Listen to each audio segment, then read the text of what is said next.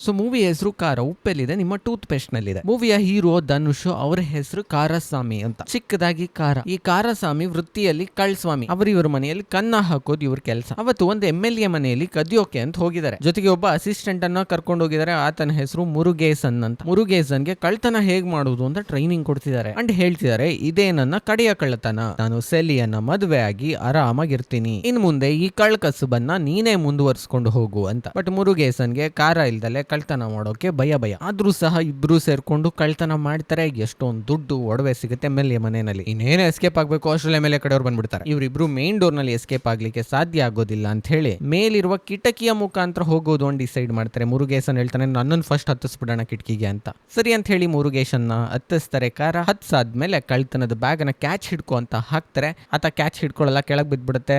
ದುಡ್ಡೆಲ್ಲ ಚಲಾಪಿಲಿ ಆಗೋಗುತ್ತೆ. ಅದನ್ನ ತುಂಬಿಸ್ಕೊಳ್ತಾರೆ ಕಾರ ಕೆಳಗಡೆ. ಸರಿ, ಈಗ ಬ್ಯಾಗ್ ಅನ್ನ ಮೇಲಿರುವ ಮುರುಗೇಸನ್ಗೆ ಕೊಟ್ಟು ಆತನ ಸಹಾಯದಿಂದ ಕಿಟಕಿಯ ಮೇಲೆ ಹತ್ತಬೇಕು ಅಂತ ಇವರು ಡಿಸೈಡ್ ಮಾಡ್ಕೊಂಡಿರ್ತಾರೆ. ಆದ್ರೆ ಮುರುಗೇಸನ್ ಭಯ ಪಟ್ಕೊಂಡು ಇವ್ರಿಗೆ ಮುಂಚೆನೆ ಅಲ್ಲಿಂದ ಎಸ್ಕೇಪ್ ಆಗ್ಬಿಟ್ಟಿದ್ದಾನೆ. ಸೊ ಕಾರ ಎಸ್ಕೇಪ್ ಆಗೋಕಾಗ್ದಲೆ ವಿಧಿ ಇಲ್ದಲೆ ಊರಿನ ಜನಗಳ ಕೈಗೆ ಸಿಕ್ಕಾಕೊಂಡ್ಬಿಡ್ತಾರೆ. ಸರಿ, ಈತನನ್ನ ಪೊಲೀಸ್ನವರು ಹಿಡ್ಕೊಂಡು ಹೋಗ್ತಾರೆ. ಇವ್ರ ಏರಿಯಾದಲ್ಲಿ ಭರತೇಸನ್ ಅಂತ ಒಬ್ರು DSP ಇರ್ತಾರೆ. ಅವ್ರಿಗೆ ಪೇಪರ್ ನಲ್ಲಿ ನನ್ನ ಹೆಸರು ಬರಬೇಕು ಅಂತ ಆಸೆ. ಸೊ ಅವ್ರೇನ್ ಮಾಡ್ತಾರೆ, ಈ MLA ಮನೆಯಲ್ಲಿ ಕಳ್ಳನನ್ನ ನಾನೇ ಹಿಡ್ದೆ ಅಂತ ಹೇಳಿ ಪೇಪರ್ ನಲ್ಲಿ ಬರ್ಸ್ಕೊಳ್ಬೇಕು ಅಂತ ಹೇಳಿ SP-ಗೆ ಮಸ್ಕ ಹೊಡೆದು ಕೇಸನ್ನ ತನ್ನ ಸುಪರ್ದಿಗೆ ತಗೊಳ್ತಾರೆ. ಸಿಕ್ಕಿದ್ದು 54,000 ಚಿನ್ನ. ಬಟ್ ಜೋರ್ ಸುದ್ದಿ ಮಾಡ್ಬೇಕು ಅಂತ ಹೇಳಿ 100,000 ಚಿನ್ನದೊಟ್ಟಿಗೆ ಈ ಕಳ್ಳನನ್ನ ನಾನು ಹಿಡ್ಕೊಂಡೆ. ಅತ ಮುಂಚೆನೂ ಎಷ್ಟೊಂದು ಕಳ್ಳತನಗಳನ್ನ ಮಾಡಿದ್ದ. ಊರವ್ರ ಜನಗಳಿಗೆಲ್ಲ ಹೊಡೆದು ಓಡೋದ. ನಾನು ಇತರನ್ನ ಅಟ್ಟಾಡಿಸ್ಕೊಂಡು ಹೋಗಿ ಹಿಡ್ದೆ ಅಂತ ಸುಳ್ಳೆ FIR ನಲ್ಲಿ ಬರೀತಾರೆ. ಜೊತೆಗೆ ಕಾರಂಗೆ ಪೊಲೀಸ್ ಸ್ಟೇಷನ್ ಅಲ್ಲಿ ಚೆನ್ನಾಗಿ ಹೊಡೆದಿರ್ತಾರೆ. ಬಟ್ ಈ ಸುಳ್ಳು ಆರೋಪಗಳನ್ನ ಕೇಳಿ ಕಾರನ್ಗೆ ಕೋಪ ಬಂದ್ಬಿಡುತ್ತೆ.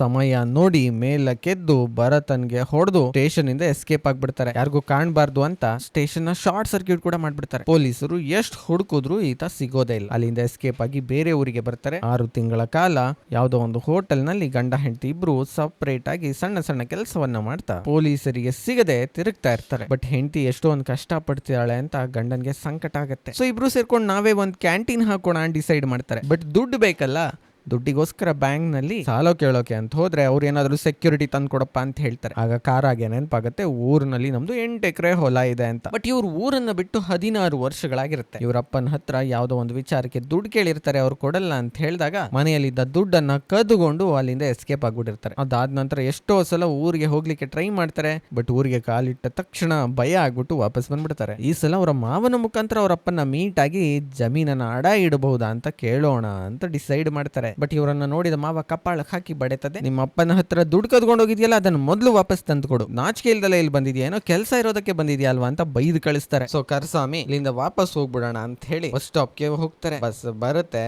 ಬಸ್ಸನ್ನ ಇನ್ನೇನು ಹತ್ತಬೇಕು ಅಂದ್ಕೊಳ್ವಾಗ ಅದೇ ಬಸ್ನಿಂದ ಇವರ ಅಪ್ಪ ಇಳಿತಾರೆ. ಸೊ ಭಯ ಪಟ್ಕೊಂಡು ಅಪ್ಪನಿಂದ ತಲೆ ಮರೆಸ್ಕೊಂಡು ಇವ್ರು ಹೋಗ್ತಾರೆ. ಆದ್ರೆ ಅವ್ರ ಅಪ್ಪನಿಗೆ ಡೌಟ್ ಬರುತ್ತೆ, ಅವನ್ನೆಲ್ಲೋ ನೋಡಿದಿನಲ್ಲ ಅಂತ. ಸೊ ಈತನನ್ನ ಕರೀತಾರೆ, ಮಗ ಬಾಯ್ಲಿ ಅಂತ. ಇವ್ರು ಈ ಕಡೆ ತಿರುಗಿ ತಕ್ಷಣ ಅಪ್ಪನಿಗೆ ಗೊತ್ತಾಗುತ್ತೆ ಇವ್ನು ನನ್ನ ಮಗನೇ ಅಂತ. ಫೈನಲಿ ಅಪ್ಪನನ್ನ ನೋಡೋಕೆ ಬಂದಿಯೇನಪ್ಪ ಅಂತ ತೀರಾ ಖುಷಿ ಪಟ್ಬಿಡ್ತಾರೆ ಅವರಪ್ಪ. ಅಂಡ್ ಈತನನ್ನ ಮನೆ ಕರ್ಕೊಂಡು ಹೋಗ್ತಾರೆ. ಮನೇಲಿ ಅವ್ರ ಅಮ್ಮ ಸಹ ಮಗನನ್ನ ನೋಡಿ ಖುಷಿ ಪಡ್ತಾರೆ. ಇಲ್ಲಿ ಟ್ವಿಸ್ಟ್ ಏನಪ್ಪಾ ಅಂದ್ರೆ, ಇವ್ರು 8 ಎಕರೆ ಜಮೀನ್ ಇದೆಯಲ್ಲ, ಆ ಜಮೀನನ್ನ ಅಡ ಇಟ್ಬಿಟ್ಟು ಇವರು ಟ್ರಾಕ್ಟರ್ ತಗೊಂಡಿರ್ತಾರೆ. ಬಟ್ 7-8 ತಿಂಗಳಿಂದ ಇರಾನ್ ಅಲ್ಲಿ ಯುದ್ಧ ಆಗ್ತಿರುತ್ತೆ.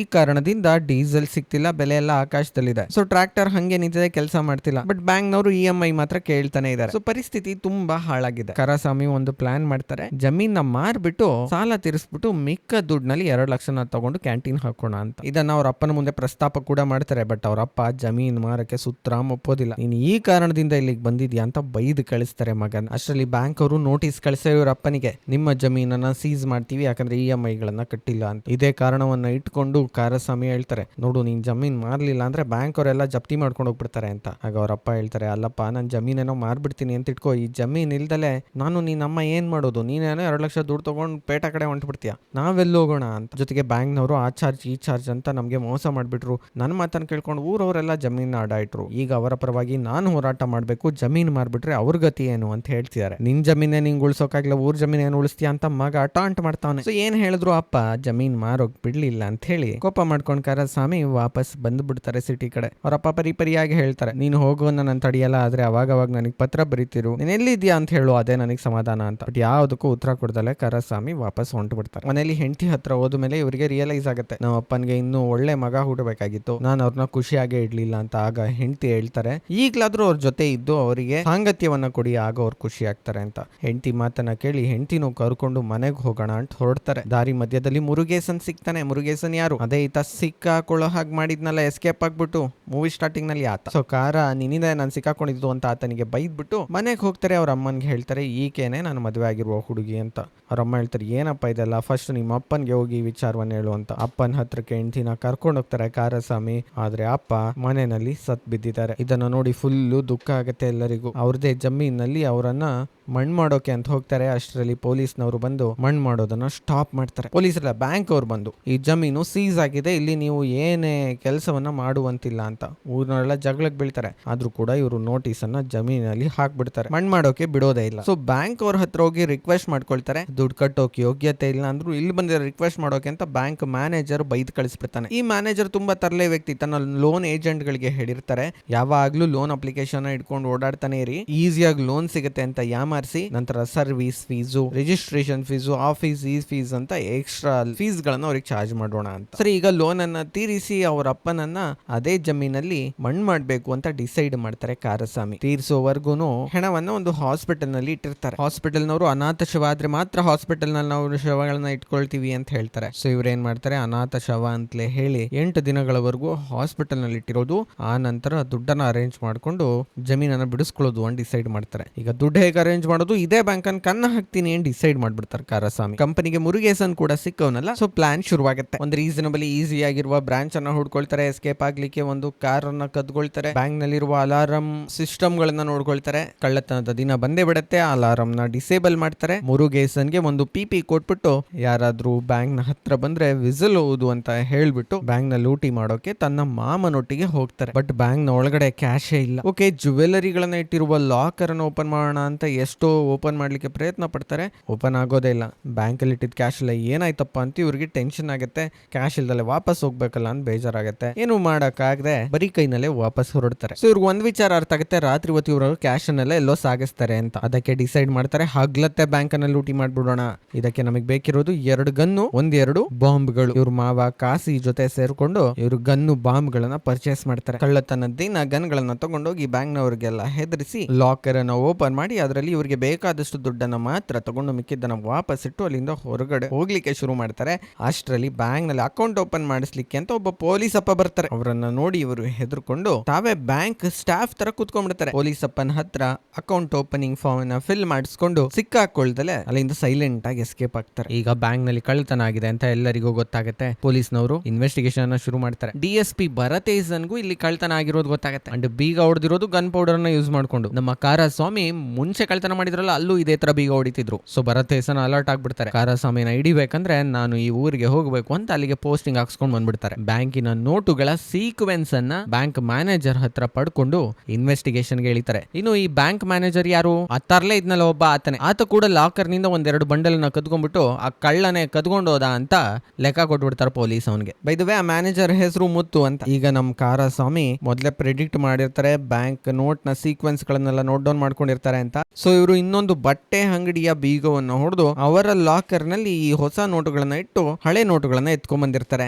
ಆ ನೋಟುಗಳನ್ನ ಕೊಟ್ಟು ಜಮೀನನ್ನ ಬಿಡಿಸ್ಕೊಳ್ಳಿಕ್ಕೆ ಅಂತ ಬ್ಯಾಂಕ್ಗೆ ಹೋಗಿರ್ತಾರೆ. ಆ ಬ್ಯಾಂಕಿಗೆ ವಿಸಿಟಿಂಗ್ ಗೋಸ್ಕರ ಈ ಮುತ್ತು ಮ್ಯಾನೇಜರ್ ಕೂಡ ಬಂದಿರ್ತಾನೆ. ಇವರಿಬ್ಬರನ್ನ ನೋಡ್ಬಿಡ್ತಾನೆ. ಇವ್ರು ದುಡ್ಡು ತಗೊಂಡು ಜಮೀನ್ ಬಿಡಿಸ್ಕೊಳಕ್ ಬಂದಿದ್ದಾರೆ ಅಂತ. ಸರಿ, ಇವರ ನೋಟ್ಗಳನ್ನ ಚೆಕ್ ಮಾಡ್ಲಾಗತ್ತೆ. ಸೀಕ್ವೆನ್ಸ್ ಪ್ರಕಾರ ಇಲ್ಲ, ಬಟ್ ಬಡ್ಡಿ ಎಲ್ಲ ಸೇರಿಸಿ ಇನ್ನೂ 1.5 ಲಕ್ಷ ಎಕ್ಸ್ಟ್ರಾ ಕೊಡ್ಬೇಕು ಅಂತ ಹೇಳಿ ಪತ್ರವನ್ನ ಕೊಡೋದಿಲ್ಲ. ಆಯ್ತು ಬಿಡಪ್ಪ ತರ್ತೀನಿ ಅಂತ ಅಲ್ಲಿಂದ ಕಾರಸ್ವಾಮಿ ಹೊರಡ್ತಾರೆ. ಆದ್ರೆ ಆ ಬಟ್ಟೆ ಅಂಗಡಿಯವನು ಪೊಲೀಸರಿಗೆ ಕಂಪ್ಲೇಂಟ್ ಕೊಟ್ಟಿದ್ದಾನೆ, ನಮ್ಮ ಬೀಗ ಹೊಡೆದು ಯಾರೋ ದುಡ್ಡನ್ನ ರೀಪ್ಲೇಸ್ ಮಾಡ್ಬಿಟ್ಟು ಹೋಗಿದ್ದಾರೆ ಅಂತ. DSP ಭರತ್ ಅಲ್ಲಿ ಹೋಗಿ ಮತ್ತೆ ಬೀಗವನ್ನು ಹೇಗೆ ಹೊಡೆದಿದ್ದಾರೆ ಅಂತ ತಿಳ್ಕೊಂಡು ಕಾರಸ್ವಾಮಿ ಇದೆ ಈ ಕೆಲಸ ಅಂತ ಡಿಸೈಡ್ ಮಾಡ್ಕೊಂಡ್ಬಿಡ್ತಾರೆ. ಸೊ ಕಳ್ಳತನ ಆಗಿರುವ ಬ್ಯಾಂಕ್ ಹತ್ರಕ್ಕೆ ಬಂದು ಆ ಮ್ಯಾನೇಜರ್ ಮುತ್ತುನ ಭೇಟಿ ಮಾಡಿ, ನೋಡಿ ನಿಮ್ ಬ್ಯಾಂಕ್ ಮೇಲೆ ಯಾರೋ ಕಣ್ಣಿಟ್ಟು ಕಳ್ಳತನ ಮಾಡಿದರೆ, ನನಗೆ ಈ ವ್ಯಕ್ತಿಯ ಮೇಲೆ ಡೌಟ್ ಇದೆ ಅಂತ ಹೇಳಿ ಕಾರಸ್ವಾಮಿಯ ಸ್ಕೆಚ್ ಅನ್ನ ತೋರಿಸ್ತಾರೆ. ಮುತ್ತು ಕಾರಸ್ವಾಮಿ ಸ್ಕೆಚ್ ಅನ್ನ ನೋಡಿ ಅವನನ್ನ ಐಡೆಂಟಿಫೈ ಮಾಡ್ತಾರೆ. ಯಾಕಂದ್ರೆ ಅವ್ರು ಆಲ್ರೆಡಿ ನೋಡಿದ್ರು ಆತನನ್ನ. ಬಟ್ ಆದ್ರೂ ಕೂಡ ಪೊಲೀಸರಿಗೆ ನಾನು ನೋಡಿಲ್ಲ ಅಂತ ಹೇಳ್ಬಿಡ್ತಾರೆ. ಸೊ ಮ್ಯಾನೇಜರ್ ಇಲ್ಲಿ ಬೇರೆ ಏನೋ ಸ್ಕೆಚ್ ಹಾಕ್ತಾವನೆ ನಮಗೆ ಗೊತ್ತಾಗುತ್ತೆ. ಈಗ ಪೊಲೀಸರು ಲೋನನ್ನ ಯಾರ್ಯಾರು ವಾಪಸ್ ಕೊಟ್ಟಿಲ್ಲ ಅವ್ರು ಲಿಸ್ಟ್ ಕೊಡಿ ಅಂತ ಮ್ಯಾನೇಜರ್ನ ಕೇಳ್ತಾರೆ. 35 ಜನಗಳ ಲಿಸ್ಟ್ ಅನ್ನ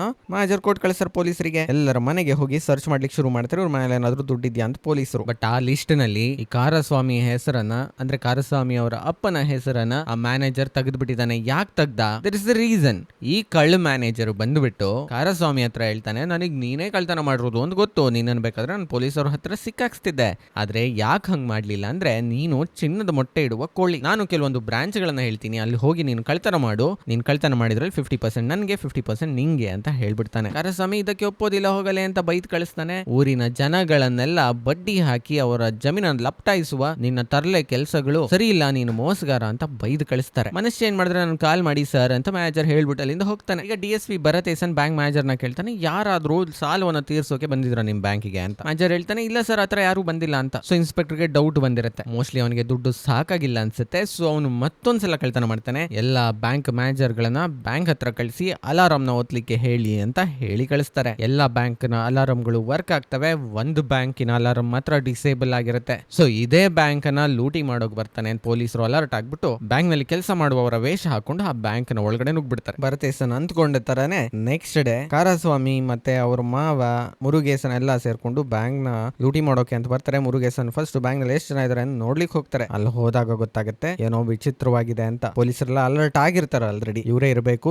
ರಾಬ್ರಿ ಮಾಡೋಕ್ ಬಂದಿರೋರು, ಇವ್ರನ್ನ ಹಿಡಿದಾಕೋಣ ಅಂತ. ಮುರುಗೇಸನ್ ಈಗ ವಾಪಸ್ ಕಾರ್ನ ಒಳಗಡೆ ಹೋಗಿ ಕಾರಸ್ವಾಮಿಗೆ ಹೇಳ್ತಾರೆ, ಒಳಗಡೆ ಏನೋ ಎಡವಟ್ಟಾಗಿದೆ, ಏನೋ ಸಮಸ್ಯೆ ಇದೆ ಅನ್ನಿಸ್ತಿದೆ ನನ್ಗೆ ಅಂತ. ಹಾಗೂ ಕಾರಸ್ವಾಮಿ ರಾಬ್ರಿ ಮಾಡಿಬಿಡೋಣ ಅಂತ ಹೊರಡ್ತಿರ್ತಾರೆ. ಅಷ್ಟರಲ್ಲಿ ಬ್ಯಾಂಕ್ ನ ಒಳಗಿರುವ ಮಾರುವೇಷದಲ್ಲಿರುವ ಈ ಪೊಲೀಸ್ನವರೆಲ್ಲ ತಮ್ಮ ಕಾರ್ನಲ್ಲಿ ಕೂತ್ಕೊಂಡು ಬೇರೆ ಬ್ರಾಂಚ್ ನ ಕಡೆಗೆ ಹೋಗ್ಲಿಕ್ಕೆ ಶುರು ಮಾಡ್ತಾರೆ. ಯಾಕಪ್ಪ ಅಂತಂದ್ರೆ ಬೇರೆ ಬ್ಯಾಂಕಿನಲ್ಲಿ ರಾಬ್ರಿ ಆಗಿದೆ ಅಂತ ಮೆಸೇಜ್ ಬಂದಿರುತ್ತೆ. ಕಾರಸ್ವಾಮಿಗೆ ತಲೆಕೆಟ್ಟೋಗ್ಬಿಡುತ್ತೆ, ಬೇರೆ ಇನ್ಯಾರು ಕಳ್ತನ ಮಾಡ್ತಾರಪ್ಪ ಇಲ್ಲಿ ಅಂತ. ಸೊ ನೋಡ್ಲಿಕ್ಕೆ ಅಂತ ಮಾವನ ಜೊತೆ ಕಾರಸ್ವಾಮಿ ಹೋಗ್ತಾರೆ.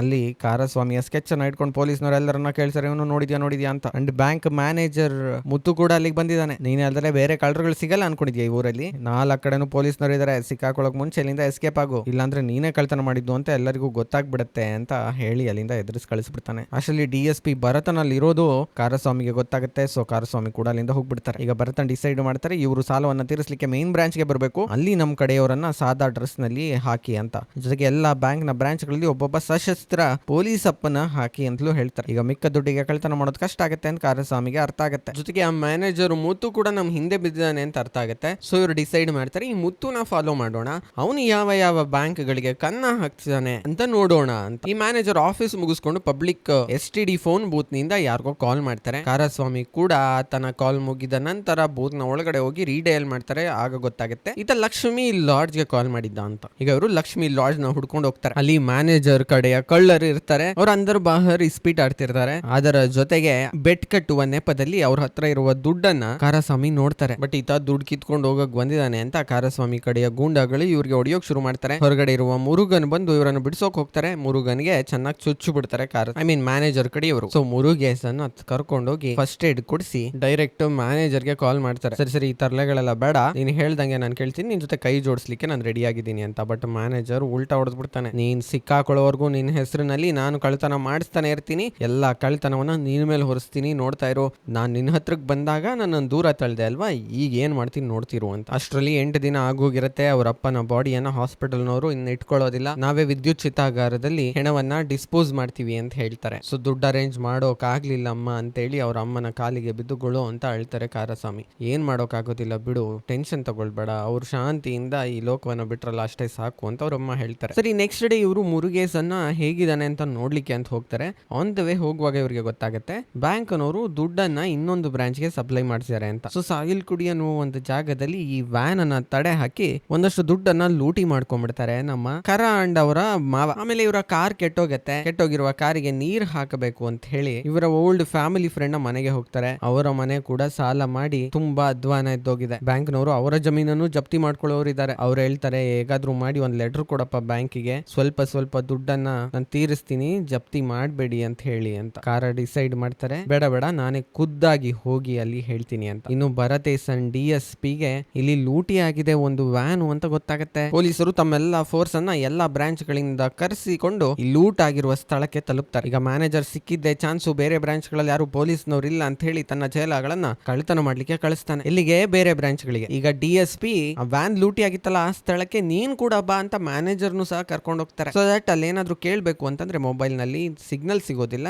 ನೀನೇ ಅಲ್ಲಿದ್ರೆ ಇಮಿಡಿಯೇಟ್ಲಿ ಕೇಳೋಕ್ ಈಸಿ ಆಗುತ್ತೆ ಅಂತ. ಭರತ್ ಏಸನ್ ಡಿಸೈಡ್ ಮಾಡ್ಕೊಂಡವ್ರು ಇವತ್ತು ಅವನು ಸಿಕ್ಲೇಬೇಕು, ಜೀವಂತ ಶವವಾಗಾದ್ರೂ ಸರಿ ಜೀವಂತವಾಗಾದ್ರೂ ಸರಿ ಅಂತ. ಇಲ್ಲಿ ಟ್ವಿಸ್ಟ್ ಏನಪ್ಪಾ ಅಂದ್ರೆ ಪೊಲೀಸರು ಆ ಲೂಟಿ ಆಗಿರುವ ವ್ಯಾನ್ ಹತ್ರಕ್ಕೆ ಹೋಗಿರ್ಬೇಕಾದ್ರೆ ಬೇರೆ ಬ್ರಾಂಚ್ ಗಳಲ್ಲಿ ಬೇರೆ ಪೊಲೀಸ್ನವ್ರು ಇರೋದಿಲ್ಲ ಅಂತ ನಮ್ಮ ಕಾರಸ್ವಾಮಿಗೂ ಗೊತ್ತಾಗುತ್ತೆ. ಅವ್ರು ಕೂಡ ಬೇರೆ ಬ್ರಾಂಚ್ ಗಳಲ್ಲಿ ಹೋಗಿ ಲೂಟಿ ಮಾಡ್ಲಿಕ್ಕೆ ಶುರು ಮಾಡ್ತಾರೆ. ಈ ಸಲ ಅವ್ರಿಗೆ ಬೇಕಾದಷ್ಟು ದುಡ್ಡನ್ನ ಮಾತ್ರ ತಗೊಂಡಿಲ್ಲ, ಇರಾಬ್ರೋ ದುಡ್ಡನ್ನೆಲ್ಲ ಲೂಟ್ ಮಾಡ್ಕೊಂಡು ಬರ್ತಿದ್ದಾರೆ. ಪೊಲೀಸರಿಗೆ ಇನ್ಫಾರ್ಮೇಶನ್ ಗೊತ್ತಾಗುತ್ತೆ ಒಂದೊಂದೇ ಬ್ರಾಂಚ್ ನಲ್ಲಿ ಕಳ್ತನ ಆಗ್ತಿದೆ ಅಂತ. ಈಗ ಯಾವ ಬ್ರಾಂಚ್ ಅಲ್ಲಿ ಕಳ್ತನ ಆಗಿಲ್ವೋ ಆ ಬ್ರಾಂಚ್ ಗೆ ನಾವು ಮೊದಲೇ ಹೋಗ್ಬಿಡೋಣ ಅಂತ ಹೇಳಿ ಪೊಲೀಸರು ಡಿಸೈಡ್ ಮಾಡ್ತಾರೆ. ಮ್ಯಾನೇಜರ್ನು ಅಲ್ಲಿಗೆ ಹೇಳ್ಕೊಂಡು ಹೋಗ್ತಾರೆ. ಬಟ್ ಮ್ಯಾನೇಜರ್ ಈಗ ತಲೆ ಕೆಟ್ಟೋಗುತ್ತೆ, ಯಾಕಂದ್ರೆ ಪೊಲೀಸರು ನೆಕ್ಸ್ಟ್ ಹೋಗ್ಬೇಕಂತಿರುವ ಬ್ರಾಂಚ್ ನಲ್ಲೇನೆ ಮ್ಯಾನೇಜರ್ ತನ್ನ ಕಳ್ಳರನ್ನ ಕಳಿಸಿದ್ದಾನೆ. ಸರಿ, ಪೊಲೀಸರೆಲ್ಲ ಹೋಗ್ತಾರೆ. ಇನ್ನು ಮ್ಯಾನೇಜರ್ ಕಡೆಯ ಕಳ್ಳರು ಅಲ್ಲಿಗೆ ಬಂದಿರೋದಿಲ್ಲ. ಪೊಲೀಸರೆಲ್ಲ ಹೋಗಾದ್ಮೇಲೆ ಅವ್ರು ಬರ್ತಾರೆ. ಬಂದ ನಂತರ ಮ್ಯಾನೇಜರ್ ಕೂಡ ಅಲ್ಲೇ ಇರೋದನ್ನ ನೋಡಿ ಕಳ್ಳ ಹೇಳ್ತಾನೆ, ಸರಿ ಪೊಲೀಸರು ನಮ್ ಕಡೆಯವರೇನಾ, ಎಲ್ಲ ದುಡ್ಡನ್ನ ಲೂಟಿ ಮಾಡ್ಬೋದಾ ಅಂತ ಪೊಲೀಸರ ಮುಂದೆನೆ. ಆಗ ಪೊಲೀಸ್ ಏನ್ ಮಾಡ್ತಾರೆ, ಕಳ್ಳರಲ್ಲಿ ಇಬ್ಬರಿಗೆ ಶೂಟ್ ಮಾಡ್ಬಿಡ್ತಾರೆ. ಇನ್ನೊಬ್ಬ ನನ್ನ ಶೂಟ್ ಮಾಡ್ಬೇಡಿ ಸರ್ ಪ್ಲೀಸ್ ಸರ್, ಈ ಮ್ಯಾನೇಜರ್ ಕಳ್ಳ ನಮ್ಗೆ ಕಳ್ತನ ಮಾಡ್ಲಿಕ್ಕೆ ಹೇಳಿದ್ ಸರ್ ಅಂತ ಹೇಳ್ಬಿಡ್ತಾನೆ. ಸೊ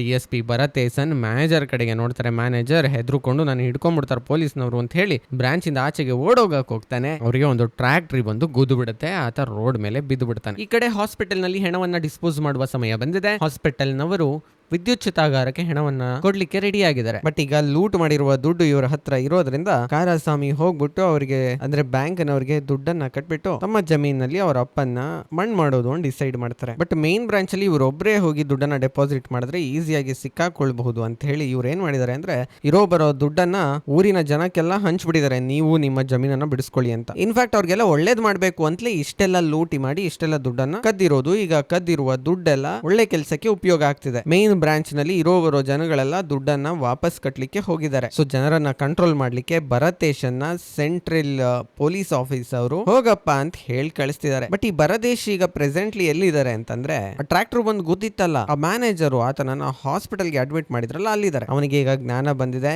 ಸ್ವಲ್ಪ ನಿಮ್ಗೂ ದುಡ್ಡು ಕೊಟ್ಬಿಡ್ತೀನಿ ಸರ್, ಆ ಕಾರನ ಇಡ್ಕೊಳ್ಳಿ, ನನ್ನನ್ನ ಬಿಟ್ಬಿಡಿ, ಅವನ ಮೇಲೆ ಎಲ್ಲಾ ಕಳ್ಳತನವನ್ನ ಹೊರಿಸ್ಬಿಡಿ ಅಂತ. ಬಟ್ ಭರತೇಶನ್ಗೆ ಕೋಪ ಬಂದ್ಬಿಡುತ್ತೆ, ನನ್ನೇ ಇಷ್ಟ ಆಟ ಆಡಿಸ್ತಾ ಅಂತ ಹೇಳಿ ಆತನ ಮೂತಿಗೆ ಹಾಕಿರುವ ಆಕ್ಸಿಜನ್ ಅನ್ನ ತೆಗೆದು ಬಿಡ್ತಾರೆ. ಆತ ಸತ್ತೋಗ್ಬಿಡ್ತಾನೆ. ನೆಕ್ಸ್ಟ್ ಇವರು ಸೆಂಟ್ರಲ್ ಪೊಲೀಸ್ ಕಮಾಂಡ್ ಹೇಳಿರೋದ್ರಿಂದ ಬ್ಯಾಂಕ್ ನ ಸೆಂಟ್ರಲ್ ಬ್ರಾಂಚ್ ಗೆ ಹೋಗ್ತಾರೆ ದುಡ್ಡನ್ನ ಜನಗಳನ್ನ ಕಂಟ್ರೋಲ್ ಮಾಡ್ಲಿಕ್ಕೆ. ಭರತೇಸನ್ಗೆ ಆಲ್ರೆಡಿ ಗೊತ್ತಿದೆ ಇದೆಲ್ಲ ಲೂಟಿ ಮಾಡಿರುವ ದುಡ್ಡು, ಇದನ್ನ ಕಾರಾನೇ ಲೂಟಿ ಮಾಡಿರೋದು ಅಂತ. ಸೊ ಜನಗಳನ್ನ ಕಂಟ್ರೋಲ್ ಮಾಡ್ಲಿಕ್ಕೆ ಅಲ್ಲಿ ಪೊಲೀಸರನ್ನ ಬಿಟ್ಬಿಟ್ಟು ಕಾರನ ಹುಡುಕೋಕೆ ಭರತೇಸನ್ ಒಬ್ಬರೇ ಹೋಗ್ತಾರೆ. ಕಾರ ಜಮೀನ್ ಹತ್ರ ನಿಂತಿರ್ತಾರೆ, ಅವ್ರ ಅಪ್ಪನ ಸಮಾಧಿ ಹತ್ರ ಪ್ರಾರ್ಥನೆ ಮಾಡ್ಕೊಂಡು ಅಲ್ಲಿ ಹೋಗಿ ಕಪ್ಪಾಳಕ್ ಹೊಡೆದು ಸಾಲ ತಗೊಂಡು ನೀನು ವಾಪಸ್ ಕೊಡ್ಲಾ ಅಂದ್ರೆ ಬ್ಯಾಂಕ್ ನವರು ಜಮೀನನ್ನ ಜಪ್ತಿ ಮಾಡ್ದಲೇ ಇರ್ತಾರ ಅಂತ ಹೇಳಿ ಹೊಡೆಯೋಕ್ ಶುರು ಮಾಡ್ತಾರೆ. ಹೊಡೆದ ನಂತರ ಆತನ ಎನ್ಕೌಂಟರ್ ಮಾಡ್ಬಿಡೋಣ ಅಂತ ಗನ್ ಹುಡುಕ್ತಾರೆ. ಆದ್ರೆ ಹೊಡೆತ ತಿನ್ನುವಾಗ್ಲೇ ಆ ಗನ್ ಅನ್ನ ಕದ್ದು ಬಿಟ್ಟಿದ್ದಾರೆ ಕಾರ. ಈಗ ಗನ್ ತಗೊಂಡ್ ರಿವರ್ಸ್ ಪೊಲೀಸ್ ನ ಹಣೆಗೆ ಇಡ್ತಾರೆ. ನೀವು ಸಾಲ ತಗೊಂಡಿದ್ದೀರಾ ಸಾರ್ ಅಂತ ಕೇಳ್ತಾರೆ. ಹೌದು, ನಾನು ಕಾರ್ ಲೋನ್ ತಗೊಂಡಿದ್ದೀನಿ ಅಂತ ಹೇಳ್ತಾರೆ. ನೀವೇನೋ ನಿಮ್ ಖುಷಿಗೆ ತಗೊಂಡಿದ್ದೀರಾ ಲೋನು, ಬಟ್ ನಾವು ಅಂದ್ರೆ ನಮ್ಗೆ ತಲೆ ಮೇಲೆ ಕೈ ಇಟ್ಬಿಟ್ಟು ದುಡ್ಡನ್ನ ಕೊಟ್ರು, ಲೋನ್ ಅನ್ನ ಕೊಟ್ರು, ಆಸೆಗಳನ್ನ ತೋರಿಸಿ ಲೋನ್ ಅನ್ನ ಕೊಟ್ರು.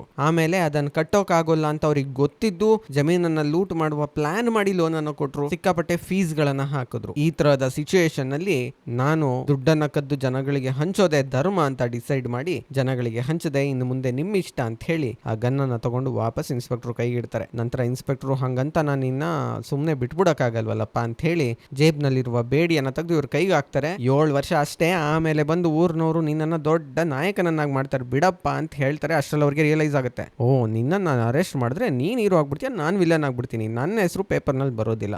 ಸೊ ನಾನು ಏನ್ ಮಾಡ್ತೀನಿ ಅಂದ್ರೆ ಆ ಬ್ಯಾಂಕ್ ಮ್ಯಾನೇಜರ್ ಇದನ್ನಲ್ಲ, ಅವನೇ ಕಳ್ಳ, ಅವನೇ ಎಷ್ಟೊಂದು ಬ್ಯಾಂಕ್ಗಳನ್ನ ಲೂಟಿ ಮಾಡ್ದ, ನಾನು ಒಂದು ದೊಡ್ಡ ಜಾಲವನ್ನ ಹಾಕಿ ಅವನನ್ನು ಹಿಡಿದೆ ಅಂತ ಹೇಳಿ ಪೇಪರ್ ನಲ್ಲಿ ಫೋಟೋ ಮತ್ತೆ ಹೆಸರು ಹಾಕಿಸ್ಕೊಳ್ತೀನಿ ಅಂತ ಹೇಳಿ ಈತನನ್ನ ಬಿಟ್ಬಿಡ್ತಾರೆ. ಇನ್ನೊಂದ್ಸಲ ಕಳ್ತನ ಮಾಡಿದ್ರೆ ಎಲ್ಲಿದ್ರು ಹುಡ್ಕಾಕ್ತೀನಿ ಅಂತ ಹೇಳ್ಬಿಟ್ಟು ಅಲ್ಲಿಂದ ಹೊರಡ್ತಾರೆ. ಕಾರಸ್ವಾಮಿ ಹೇಳ್ತಾರೆ, ನಾನು ಎಲ್ಲೂ ಹೋಗೋದಿಲ್ಲ ಸರ್, ಇದೇ ಊರು, ನನ್ನ ಜೀವನ ಇರೋದು ಇಲ್ಲೇ ಅಂತ. ಇನ್ಸ್ಪೆಕ್ಟರ್ ಅವ್ರ ಮನೆ ಕಡೆ ಹೋಗ್ತಾರೆ, ಜೀಪ್ ಹತ್ಕೊಂಡು ಟ್ರ್ಯಾಕ್ಟರ್ ಎತ್ಕೊಂಡು ಕಾರಸ್ವಾಮಿ ಜಮೀನ್ ಕಡೆ ಹೊರಡ್ತಾರೆ. ಅಲ್ಲಿಗೆ ಮೂವಿ ಎಂಡ್ ಆಗುತ್ತೆ. ಇದು ಕಾರ ಮೂವಿಯ summary. Thank you so much watching. Take care, bye. ಜೈ ಹಿಂದ್, ಜೈ ಕರ್ನಾಟಕ.